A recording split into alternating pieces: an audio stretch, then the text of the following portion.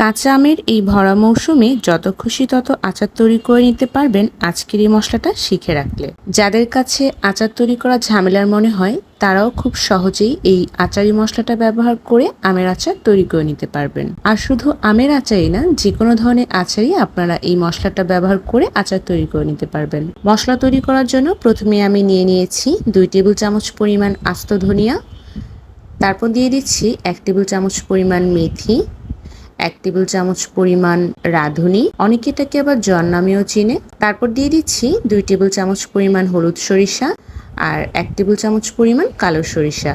তারপর নিয়ে নিচ্ছি 1 টেবিল চামচ পরিমাণ কালো জিরা আর 2 টেবিল চামচ পরিমাণ মৌরি মানে মিষ্টি জিরা। তারপর দিয়ে দিচ্ছি 2 টেবিল চামচ পরিমাণ পাঁচফোড়ন। আচারি এই মশলাটার মধ্যে আস্ত জিরা ব্যবহার করে, তবে আমার কাছে আস্ত জিরাটা ছিল না। আপনারা অবশ্যই আস্ত আমরা যে রান্নার কাজে রেগুলার জিরাটা ব্যবহার করি সেই জিরাটা দেওয়ার চেষ্টা করবেন। সব কিছু খুব ভালো মতো মিশিয়ে নিলেই আচারের পাঁচফোড়ন তৈরি হয়ে যাবে। বাজারের চাইতে কেনা কয়েক গুণ ভালো মানের পাঁচফোড়ন আপনারাও চাইলে তৈরি করে নিতে পারেন ঠিক এভাবেই। আচারের মশলা তৈরি করার জন্য আর লাগছে শুকনো মরিচ। আমি এখানে প্রায় অনেকগুলি শুকনো মরিচ নিয়ে নিয়েছি। শুকনো মরিচগুলোর বোটা ছাড়িয়ে নিচ্ছি। এখন চুলায় একটি প্যান বসিয়ে দিয়ে দিচ্ছি শুকনো মরিচ। চুলার আঁচ মিডিয়াম টু লো হিটে রেখে অনবরত নেড়েচেড়ে মরিচগুলো ভেজে নিচ্ছি। জাল বাড়িয়ে ভেজে নেওয়া যাবে না, তাহলে আবার মরিচগুলো পুড়ে যেতে পারে। একই প্যানে দিয়ে দিচ্ছি আগে থেকে তৈরি করা পাঁচফোড়ন। একদম লো হিটে 2-3 মিনিট সময় নিয়ে পাঁচফোড়নগুলোকে ভেজে নিতে হবে। হাই হিটে মশলাগুলোকে ভাজা যাবে না, তাহলে আবার মশলাগুলো পুড়ে তিতো হয়ে যেতে পারে। ভাজতে ভাজতে যখন মশলাটার কালার চেঞ্জ হয়ে যাবে তখন বুঝতে হবে মশলাটা ভাজা হয়ে গেছে।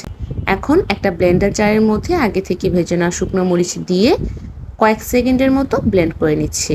একটা বাটিতে ঢেলে নিচ্ছি। একদম মিহি করে আবার ব্লেন্ড করতে যাবেন না, একটু আস্তে আস্তে থাকবে বা আধা ভাঙা থাকবে। একই জারের মধ্যে দিয়ে দিচ্ছি পাঁচফোড়ন। এখন খুব ভালো মতো আধা ভাঙা করে ব্লেন্ড করে নিচ্ছি। আপনারা চাইলে এই কাজটা পাটায়ও বেটে নিতে পারেন। একই বাটিতে মশলাগুলোকে ঢেলে নিচ্ছি। তারপর দিয়ে দিচ্ছি 1 টেবিল চামচ পরিমাণ ভাজা জিরার গুঁড়া। আমার কাছে আস্ত জিরাটা ছিল না, যার কারণে আমি ভাজা জিরার গুঁড়াটাই ব্যবহার করছি। তবে আপনারা যদি আস্ত জিরাটা ব্যবহার করেন তাহলে আর ভাজা জিরা ব্যবহার করার কোনো প্রয়োজন নেই। এখন সবকিছু খুব ভালো মতো মিশিয়ে নিচ্ছি। মিশিয়ে নিলেই তৈরি হয়ে যাবে আচারের মশলা। আচারের মশলাটা তৈরি করে যে কোনো ধরনের এয়ারটাইট জারে রেখে আপনারা যে কোনো ধরনের আমের আচার কিংবা যে কোনো ধরনের আচার তৈরি করে নিতে পারবেন।